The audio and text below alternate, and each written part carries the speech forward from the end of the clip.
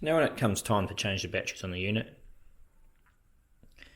comes with some like spare batteries which you can use, so you can just keep those in your glove box. So you just need like these two things. You want to pop the spanner against the little tab on the secure ring here, and that tab just pops off like that. And you can use like the ring end, perfect size, unscrew the sensor,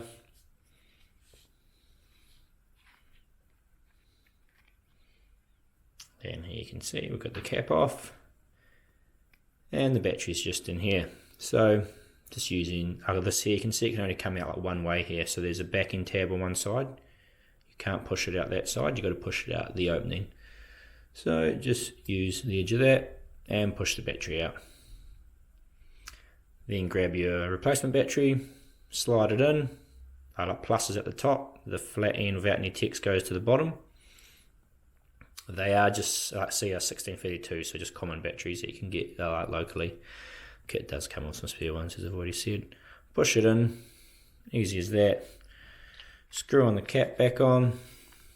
You can see there's like a white seal in here, so you just screw it down, make sure it's sealed, so it's all waterproof.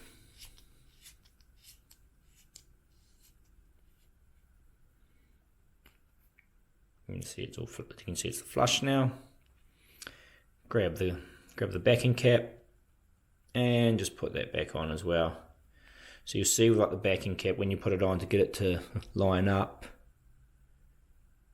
you have to have the sensor at a certain position. So we'll back this back just a touch.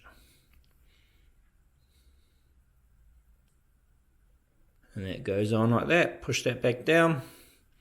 Let your battery replace on your sensor. You can screw that back on now and check that you're getting a reading.